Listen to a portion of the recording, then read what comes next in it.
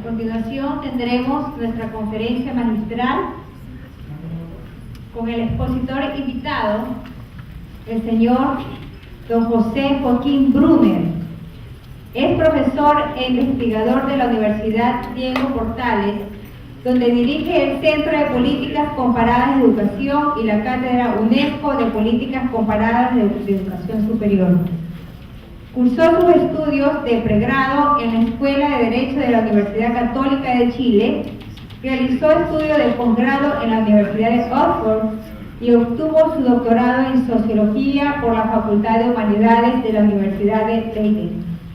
Integra el directorio y consejo consultivo de la Fundación Prohumana, el consejo asesor de la Fundación Paz Ciudadana, el directorio de la Fundación La Fuente, el directorio de la Corporación Centro Educacional de Alta Tecnología del Biobío y el directorio de Enseña Chile.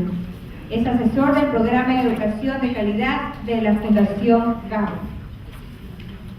Escribe habitualmente en medios de prensa y tiene una activa participación en el debate público educacional. Es autor y coautor de 35 libros y ha editado y coordinado 9. Ha publicado además capítulos individuales en más de 100 libros y numerosos artículos en revistas académicas y de divulgación académica. Como consultor de políticas de educación superior, ha trabajado en cerca de 30 países en América Latina, África, Europa Central y del Este, Asia Central, Europa Occidental y en Egipto. Ha realizado consultorías para el Banco Mundial, BID, UNESCO, UNICEF, PNUD, entre otros. En Chile ocupó el cargo de ministro secretario general de gobierno en el año 1994 al 1998. Presidió el Comité Presidencial de Modernización de la Educación Chilena en el año 1994 y el Comité Presidencial de Política de Educación Superior en el año de 1990. En el 2006 integró el Consejo Asesor Presidencial para la Calidad de la Educación. En el año 2006 fue distinguido con el reconocimiento Educación Empresa en la categoría Personalidad Destacada por la Confederación de la Producción y el Comercio y el Ministro de Educación de Chile. En el año 2007 recibió la distinción Persona de Desarrollo, otorgada durante el Congreso PERCADE del 2007. En el año 2009 recibió el Premio Personalidades Distinguidas, otorgado por la Universidad del Pacífico de Chile. En el año 2010 fue elegido como miembro del Instituto de Estudios Avanzados en Humanidades y Ciencias Sociales de los Países Bajos, donde residirá el primer semestre del año 2011 y del cual le deseamos muchos éxitos. A continuación, nuestro expositor invitado.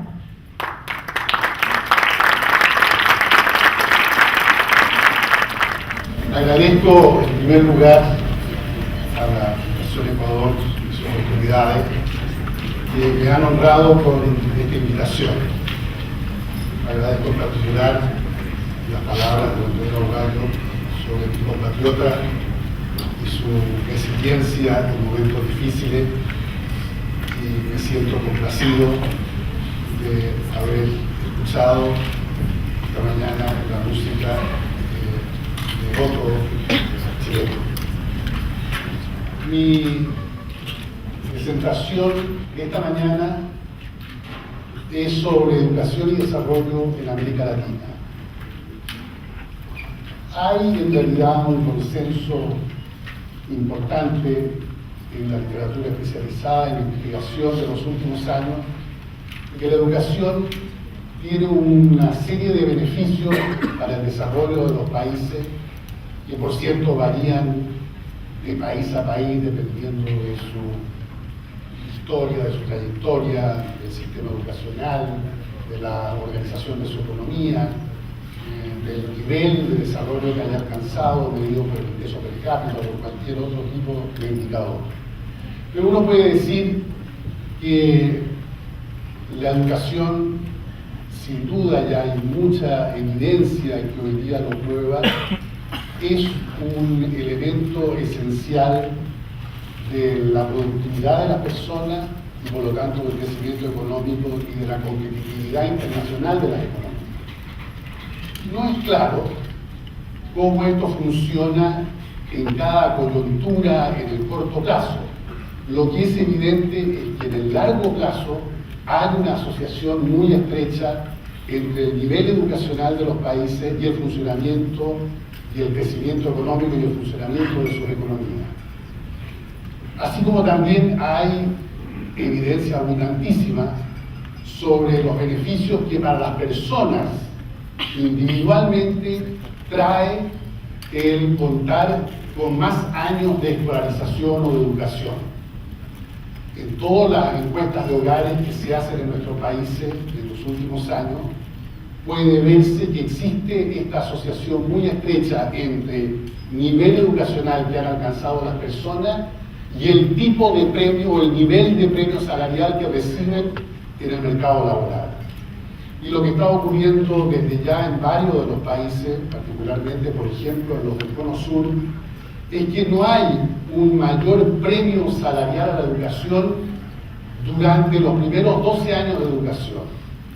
Es decir, el mercado laboral no distingue mucho desde el punto de vista de las remuneraciones en un país como el mío entre una persona que tiene 3 o 7 o 12 años de educación. Las diferencias son muy pequeñas. En cambio, la gran diferencia salarial empieza a ser ahora después de los 12 años. Y eso es producto normal de los países en la medida que van universalizando la educación secundaria y que por lo tanto lo que hace una diferencia desde el punto de vista del mercado de empleo son los años de educación superior con que cuentan las personas. También es evidente que la educación a través de sus instituciones superiores, universidades, institutos tecnológicos, en general centros de educación terciaria, son los principales productores en nuestros países y en toda la economía hoy día del conocimiento avanzado que tiene impacto sobre el progreso técnico de los países y por lo tanto sobre su competitividad y crecimiento.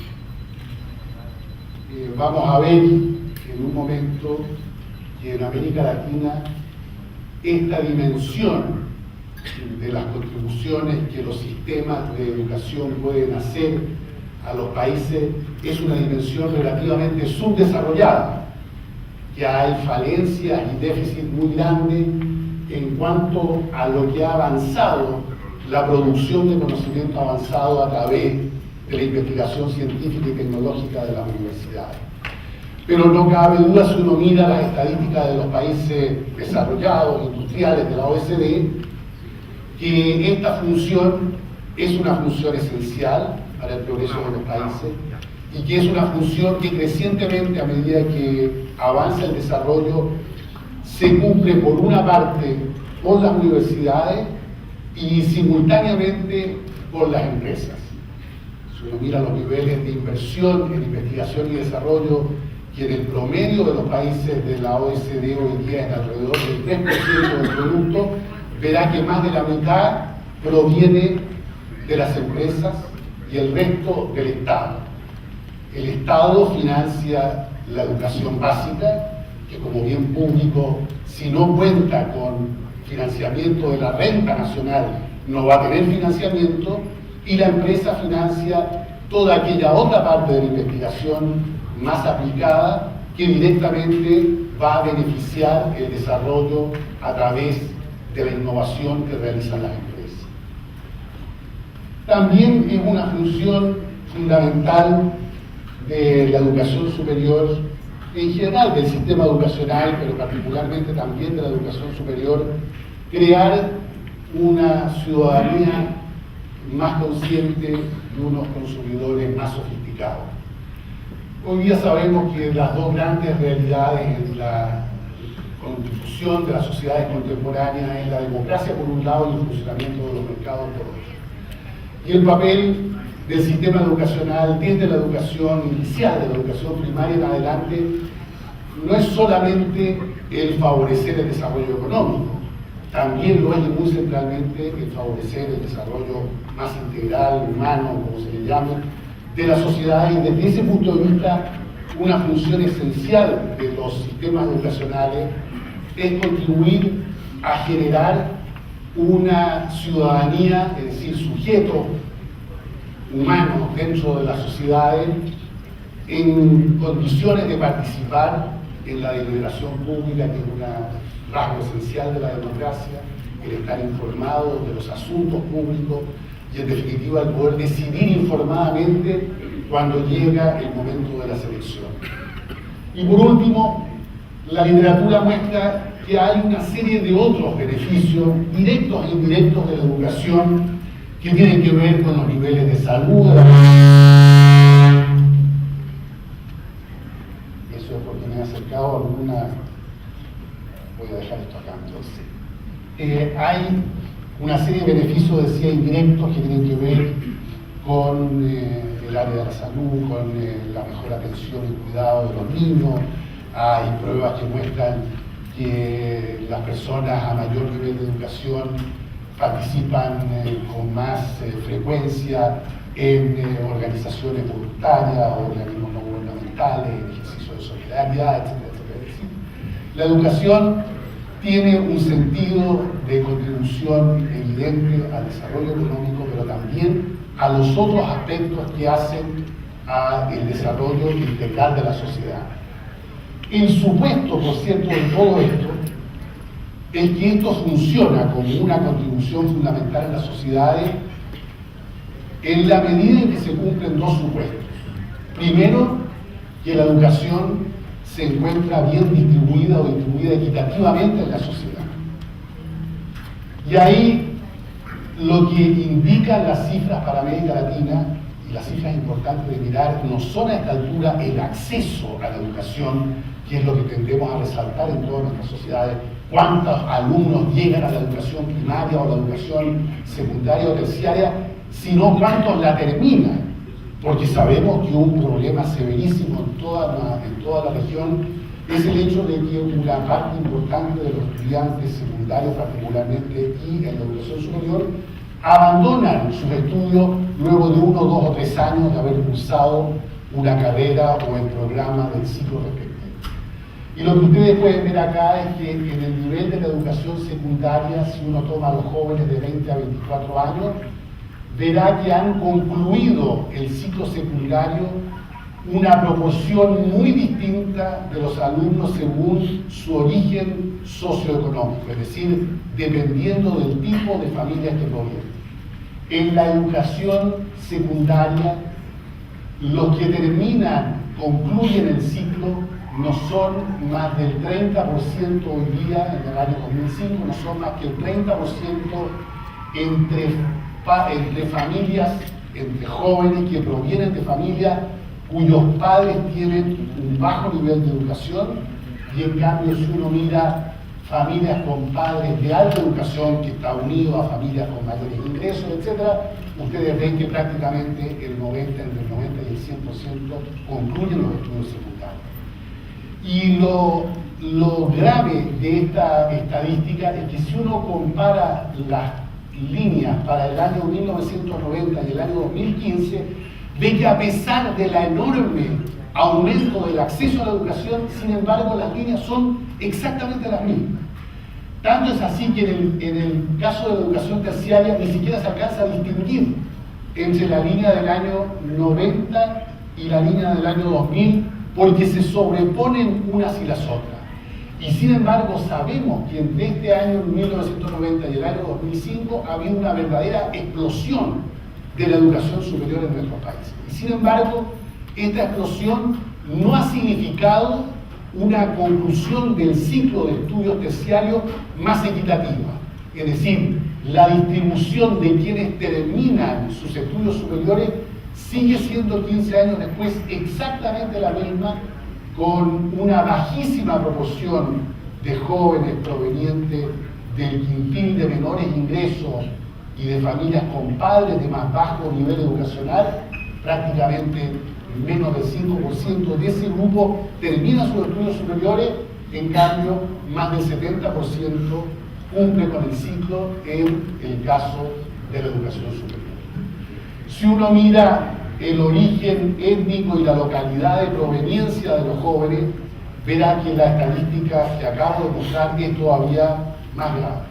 Es decir, hay enormes diferencias entre quienes terminan los distintos ciclos, tanto el ciclo primario como el secundario y, por cierto, el nivel terciario, dependiendo si se trata de jóvenes de origen urbano o rural. Y si a eso agregamos además la dimensión de origen étnico, veremos que en el caso de los jóvenes de origen rural y proveniencia étnica de alguna de las etnias originarias de nuestras sociedades, quienes terminan, por ejemplo, el ciclo terciario no alcanzan ni siquiera al 1% del respectivo.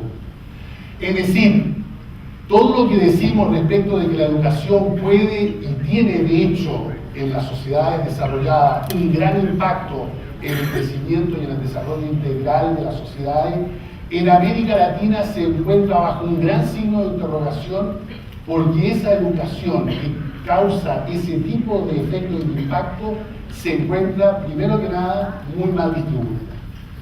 El segundo supuesto de los beneficios de la educación tiene que ver obviamente con la calidad de la educación.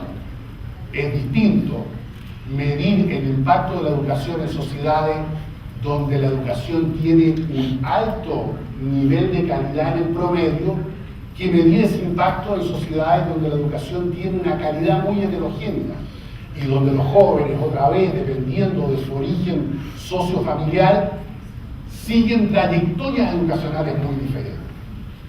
¿Qué es lo que muestra? Hoy día, por primera vez, tenemos datos muy sólidos respecto de la calidad comparada de la educación a nivel internacional, porque se realizan pruebas internacionales, como la prueba PISA, por ejemplo, en que participan algunos países de América Latina, entre ellos Argentina, Brasil, Chile, Colombia, México y Uruguay. Han participado consistentemente ya en las últimas pruebas internacionales. Lamentablemente no lo ha hecho Ecuador, pero hay sí una prueba internacional en la que participan la gran mayoría de nuestros países de la región latinoamericana, que es la prueba aplicada por lo que se llama el Laboratorio de Medición de la Calidad Educacional de la UNESCO.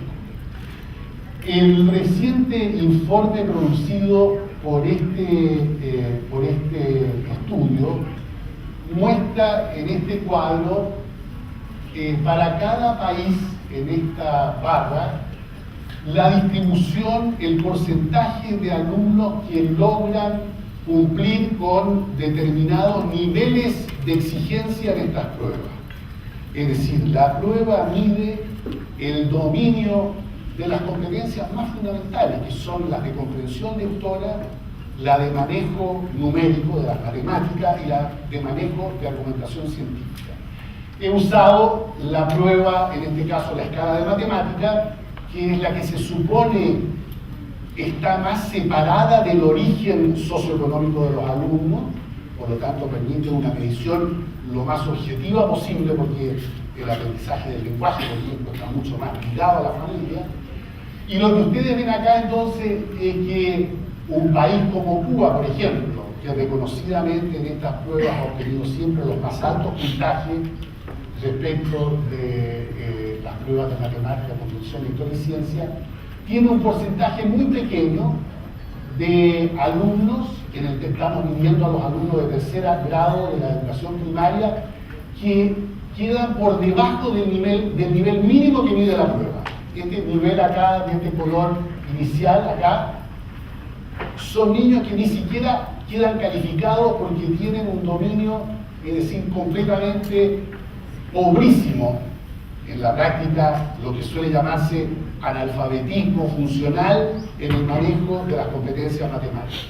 Y luego hay un nivel 1, que es un nivel donde los alumnos muestran que el manejo de las competencias matemáticas que se espera debieran tener en tercer grado es realmente todavía muy precario, muy inestable, no está consolidado, y si somos exigentes debiéramos decir que estos dos niveles son niveles, voy a decirlo con una metáfora poco feliz, son niveles donde si uno pone a nadar a los jóvenes, no tienen las competencias mínimas para mantenerse a flote y se hunden. Esta es la verdad si uno aplica un criterio relativamente exigente. Y como ustedes ven, una buena parte de los países de América Latina tiene hasta la mitad o un poco más de la mitad de sus alumnos en estas dos primeras categorías. Es decir, en América Latina, mirada a esta prueba, y lo mismo muestra la prueba más sofisticada, que es la de PISA, nos indica que en la mayoría de nuestros países, un 50% de los alumnos no ha logrado en la edad en que se les mide tener las competencias, el dominio mínimo esperable a esa edad de las competencias fundamentales en comprensión lectora, en matemática y en ciencia. Y estas son las competencias que sabidamente están a la base de la capacidad de las personas de seguir estudiando autónomamente a lo largo de la vida. Es decir, esto es lo que más va a influir en cómo progresa después un alumno a lo largo de su trayectoria escolar, qué tipo de puntaje tienen las pruebas de selección universitaria, a qué tipo de institución de educación superior puede ingresar y si acaso va a terminar o no va a terminar la educación superior. Es decir, estas competencias que se están midiendo por primera vez son las que revelan de la manera más precisa y dramática en realidad cuál es el nivel de desarrollo de la calidad de la educación en los países de la región. Es decir, en los dos supuestos básicos que explicarían si acaso la educación está teniendo el impacto potencial que podría tener en el desarrollo económico, social y cultural de nuestros países, vemos que ninguno de esos dos supuestos se cumple ni siquiera mediocremente todavía en América Latina. Y eso, claro, puede ser una de las explicaciones de por qué nuestros países tienen una competitividad internacional de sus economías tan baja, y ustedes conocen bien esta estadística, la he visto en el informe de la Fundación del último año. Solamente unos pocos países latinoamericanos, entre ellos Chile, Brasil, Panamá, México y Uruguay, están en la mitad de arriba de los alrededor de 133 países que participan de este, que es uno de los principales informes de la competitividad global, que es el que hace el foro de Davos. Y como ustedes ven, la gran mayoría de nuestros países está en la mitad de abajo. La educación, como muestra este cuadro aquí a la izquierda, por cierto, no es el único factor que explica la competitividad de las economías a nivel mundial. El propio estudio muestra que son varios y diversos lo que ellos llaman pilares de la competitividad de los países. Pero ciertamente que educación primaria, educación superior y capacitación entregada en las empresas, preparación tecnológica de la fuerza de trabajo y de la sociedad en general, capacidad de generar innovaciones, etc., son todos ellos pilares estrechamente ligados con el sistema educacional y con el sistema, llamemos, de investigación y desarrollo de los países, es decir, de ciencia y tecnología de los países. De modo tal que si bien hay también otros factores decisivos, que no los podemos revisar ahora, como por ejemplo la institucionalidad política de los países, si es sólida, si es estable, si permite el imperio del derecho, si le da autonomía a los distintos poderes de Estado y crea equilibrios entre ellos, si permite o no la expresión de las principales libertades, si los procedimientos permiten o no la defensa de los derechos de los ciudadanos, etcétera, etcétera, son todas cuestiones también fundamentales para la competitividad. pero nosotros acá estamos analizando nada más que la contribución de uno de estos pilares, tal vez uno de los más importantes, que es todo lo que tiene que ver con producción, transmisión y aplicación del conocimiento y por lo tanto, entre otras cosas, con con los sistemas de educación.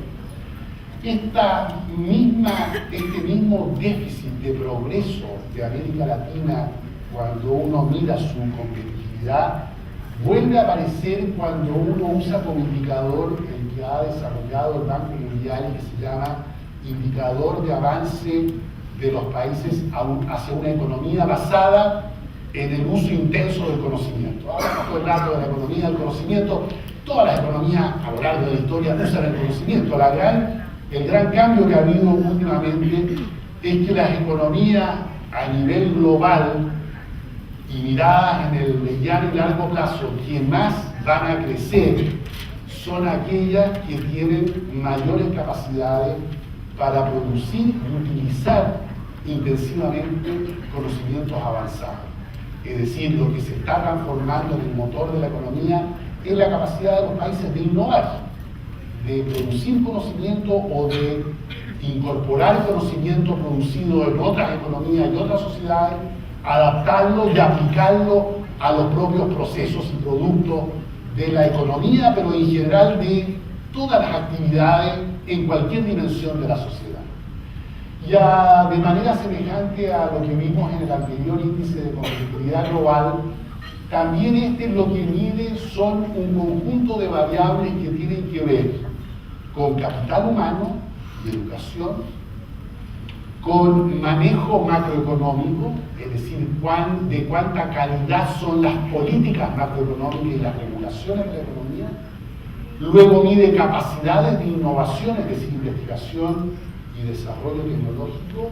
Y finalmente, penetración y uso de las nuevas tecnologías de información.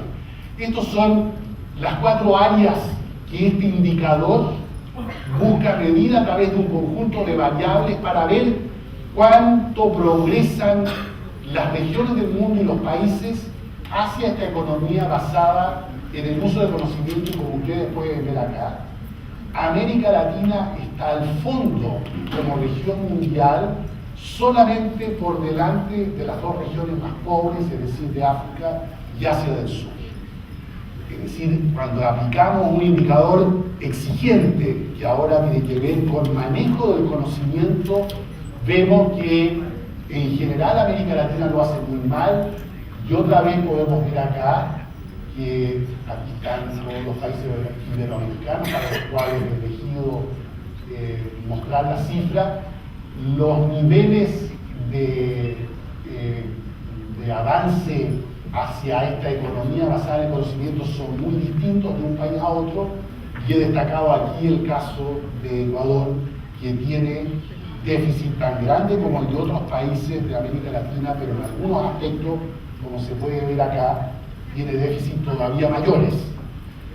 Este radar lo que muestra son cada una de las variables fundamentales que están puestas acá, como crece anualmente el PIB, cuál es el índice de desarrollo humano del país, sus barreras tarifarias y no tarifarias, calidad regulatoria, es decir, lo que tiene que ver, como decía antes, con la estabilidad y la calidad de las políticas macro, o con algunas cosas que tienen que ver con innovación, como producción científica por millón de habitantes, cuántos artículos se publican por millón de habitantes en cada país, cuántas patentes se producen por el país que son registradas en los Estados Unidos.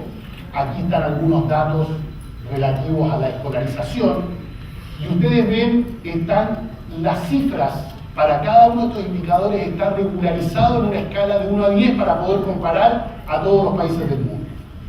Por lo tanto, un país, mientras más abierto sea su radar, mientras más se acerque a la parte de afuera del radar, sería tener solamente nota 10. Un país que tendría ese tipo de radar sería Finlandia, sería Suiza, sería Estados Unidos, y son los países de la más alta competitividad por un lado, pero también los que más han avanzado hacia esta economía basada en el uso del conocimiento. Mientras más cerrado, más en torno al 0 sea la línea de un país, quiere decir que está más abajo en la comparación mundial, y si un país tiene un radar en torno al 5, quiere decir que está como en el promedio mundial. Y aquí lo que estamos comparando es a América Latina, que es este radar en un color, una especie de terracota, que como ustedes ven, está en torno al 5, es decir, en todo tiene un rendimiento más o menos en la mitad del total de los países del mundo. Creo que este método permite comparar a 180 países.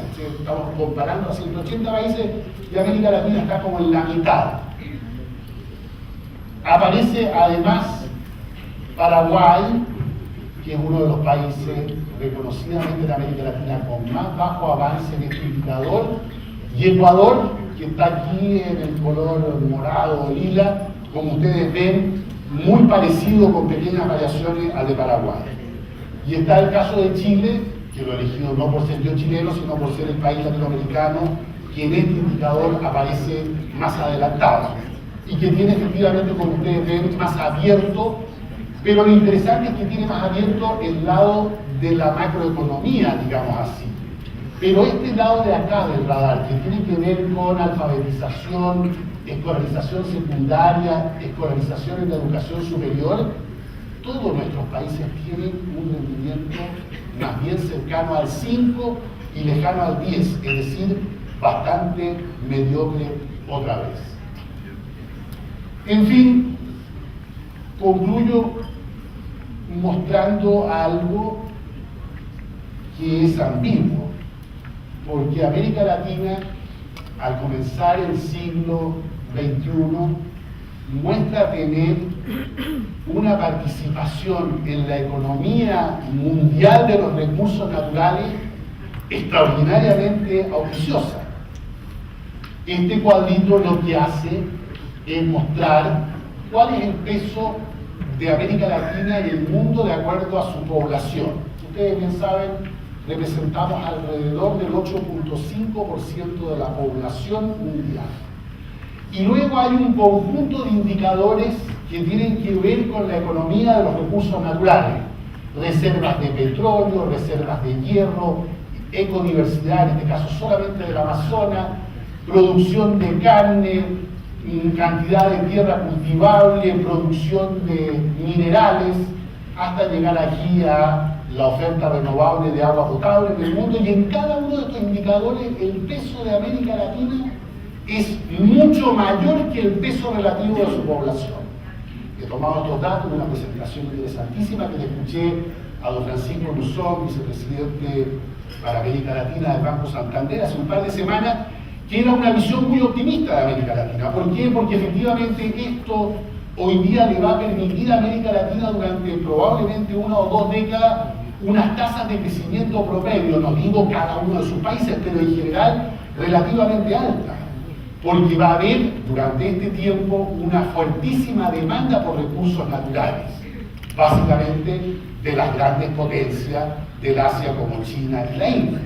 Y eso va a favorecer, como ha estado favoreciendo en este último tiempo, una especie de rápida recuperación de las economías de algunos países de América Latina en virtud de la demanda de recursos naturales. Entonces, este cuadro, con este tipo de curva, que muestra, digamos, a la cola la población y para acá, como tenemos una participación creciente en distintos tipos de actividades económicas de recursos naturales, abre una ventana de oportunidad para América Latina muy interesante para enfrentar lo que en cambio es este problema, fíjense ustedes, que es el cuadro exactamente al revés del anterior.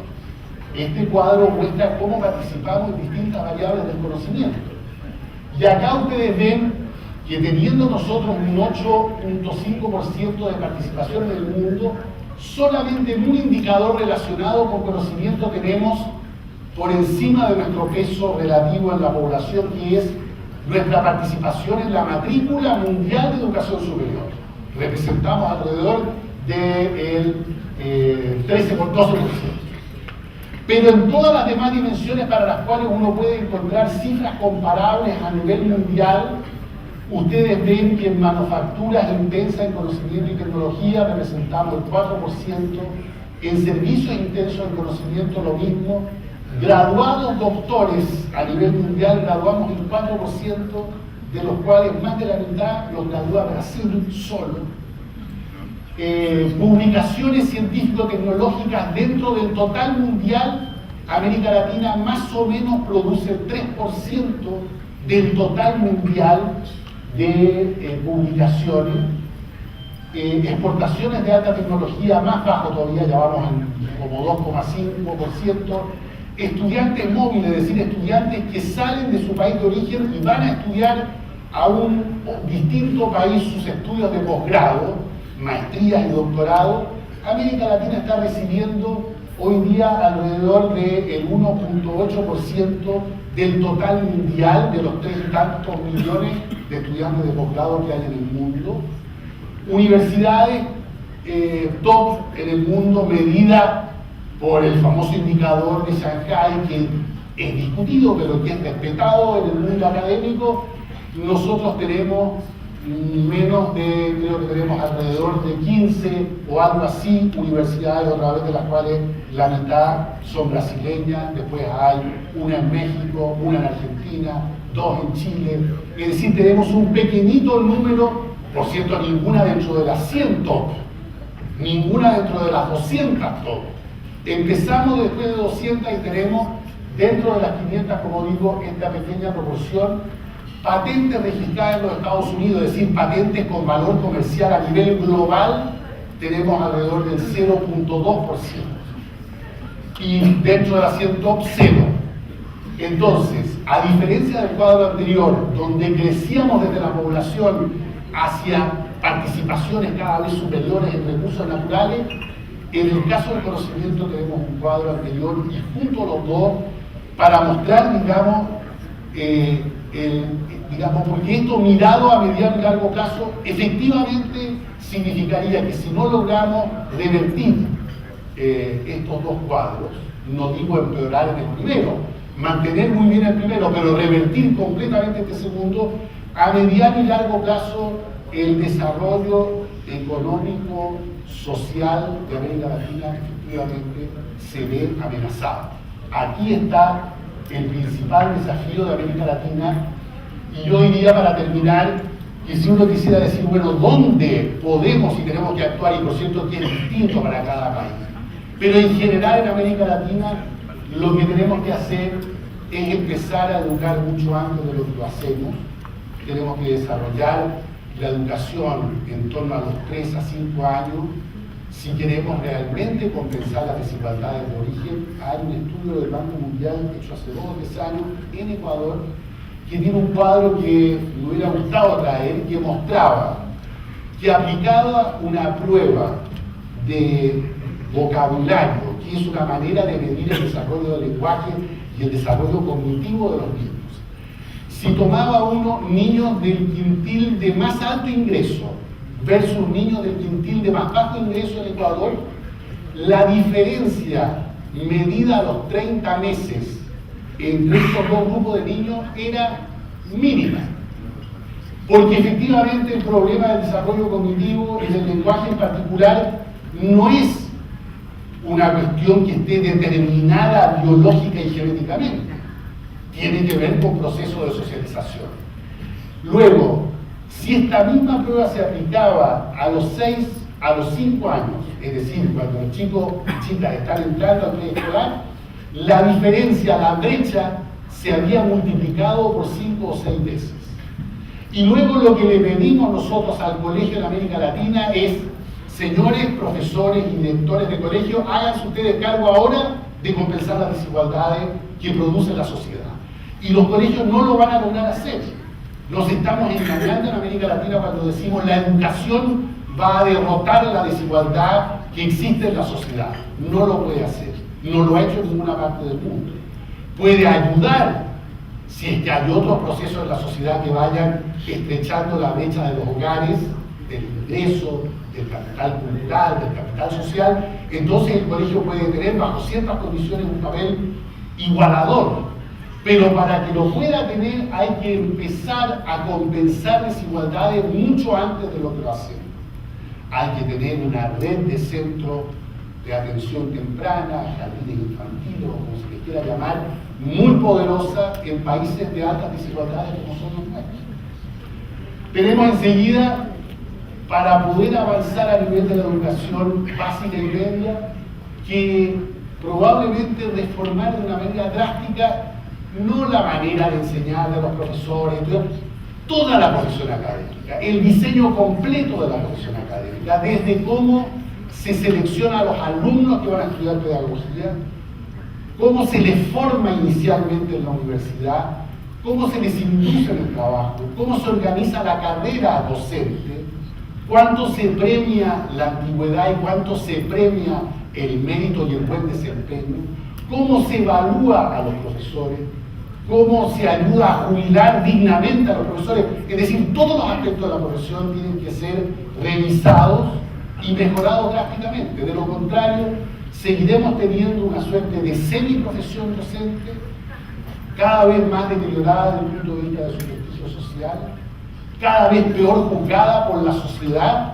pero sin que eso signifique ningún cambio ni ninguna posibilidad de mejoramiento de lo que realmente al final hacen los profesores en la sala de clase, que sigue siendo el elemento central para mejorar la educación, digamos, si uno mira lo que la escuela puede hacer. Está otra vez plenamente estudiado y comprobado la diferencia que hace para un niño normal tener un buen profesor de buen desempeño y tener un profesor de mal desempeño. Tomar a dos alumnos exactamente del mismo estrato socioeconómico, que en el tercer grado están exactamente en la mitad del curso en cuanto a su desempeño, y poner a uno con un buen profesor durante los 3 próximos años y al otro con un mal profesor, hace que si cuando los volvamos a medir el sexto grado, ambos estaban en el percentil 50, justo en la mitad. 3 años después, el del buen profesor va a estar en el percentil, en el 20% más alto del curso, y su compañerito, que tiene exactamente las mismas condiciones socioeconómicas, etc., va a estar en el 20% más bajo. Esa es la diferencia que hace tener en la sala de clase buenos o malos profesores. En tercer lugar, si queremos producir, cambio, tenemos que mejorar la función directiva en los colegios. ¿Qué organización? Ustedes, muchos de los cuales son empresarios, saben eso. ¿Qué organización puede realmente cambiar y mejorar en ausencia de un plantel directivo que realmente tenga visión, que realmente inspire el trabajo de la gente, que haga efectivamente a todos a quienes trabajan en una comunidad escolar dar de sí lo mejor que pueden dar? Eso solamente se hace con muy buenos directivos, y en América Latina no hemos dado atención a este problema prácticamente ninguno. No tenemos programas para formar, distinto de la formación de profesores, a los directores. Nunca hemos entendido bien qué es lo que es la gestión escolar y qué tipo de competencias tiene que tener un director.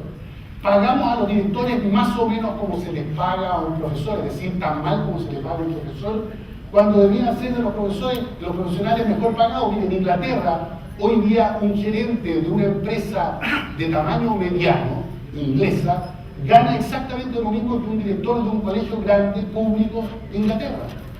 Ese es el trato que se le da en países desarrollados a esta figura tan central, sobre todo si uno quiere producir un cambio importante como en América Latina necesitamos producir por nuestros colegios.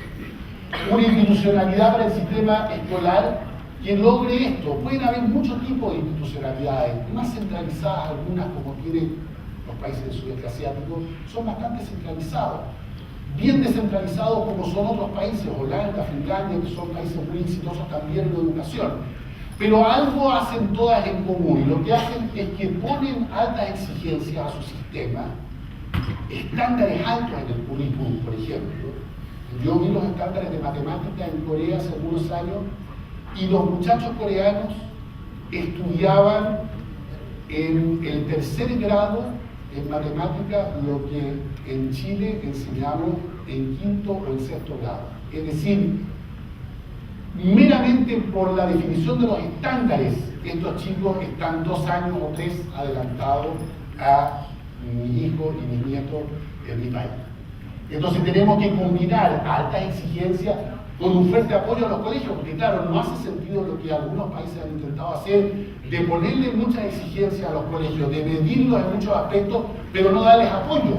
Con eso lo único que se logra es frustrar aún más a la sociedad, que ve entonces con mayor desnudez todavía los déficits de los colegios, lo mal que lo hacen, pero ¿cuál es el sentido de eso? Es decir, hay que darle apoyo técnico-pedagógico, particularmente a los colegios que atienden a los alumnos más vulnerables de la sociedad, y por cierto hay que invertir más. Y voy a saltarme este punto simplemente para terminar con esto. Hay que invertir más y con mayor eficiencia. Nosotros queremos hacer lo que hacen los países adelantados, pero quitando la cuarta parte. Y los países adelantados de suyo tienen una enorme ventaja que hace que su sistema sea más barato que trabajan en Finlandia, los colegios, o en Corea, o en Alemania, o en Inglaterra, o en Canadá, en sociedades relativamente igualitarias, donde las diferencias entre los hogares, por cierto, que existen, pero son bastante estrechas, son de las más estrechas del mundo en los países de la OECD. Y América Latina, bien sabemos, no siendo el continente más pobre, sin embargo, es el continente más desigual, donde las diferencias entre los más acomodados y los más vulnerables son mayores en el mundo. Y eso hace que la educación en nuestra región sea, desde el punto de vista económico, más cara. Y sin embargo, muchas veces decimos, pero ¿cómo ya el país está invirtiendo suficiente en educación? ¿Cómo puede ser que no estemos obteniendo los mismos resultados de Finlandia? Es decir, además de todas las otras ventajas que tiene Finlandia en términos de antigua alfabetización desde hace más de un siglo, cuando nosotros recién ahora estamos teniendo más o menos al 80 o 90% de la población alfabetizada, etc. Además de todas esas ventajas, gastan en moneda de igual valor, en dólares de paridad de poder de compra, entre 3 y 5 veces más que nuestros países. Entonces, efectivamente, nuestros países tienen que hacer un esfuerzo de inversión mucho mayor, ligado, por cierto, a modalidades de asignación de los recursos públicos mucho más eficientes que las que usamos ahora. Y ahí cierro con la universidad.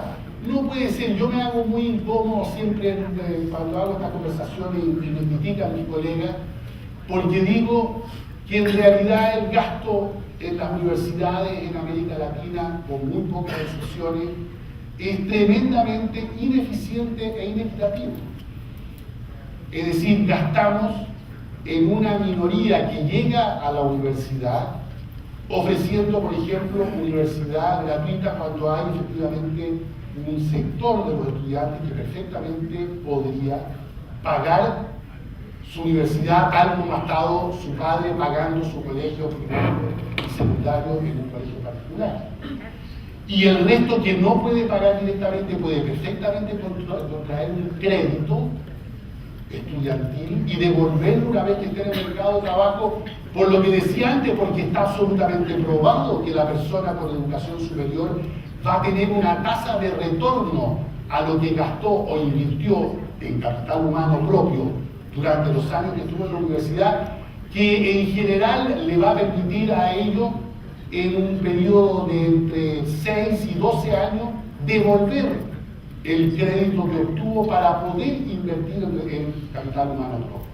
Pero no hemos nunca en América Latina querido enfrentar este problema, que es un problema central desde el punto de vista del financiamiento de la educación.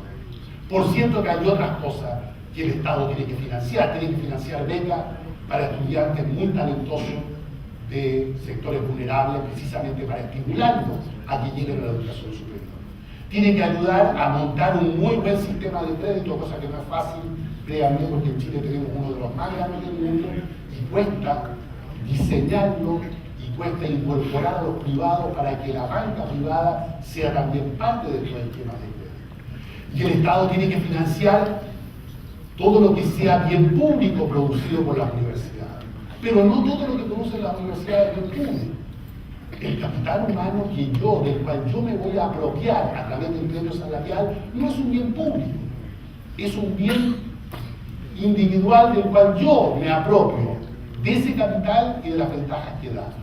Pero producir ciencia básica, hacer buena investigación educacional, saber exactamente qué está pasando con la educación de cada país. Eso no lo financia nadie que no lo financie el Estado, y por lo tanto, cuando digo lo que estoy diciendo, no digo que el Estado tenga que retirar su financiamiento de la educación superior. Simplemente digo, lo tiene que hacer más eficiente. Muchas gracias.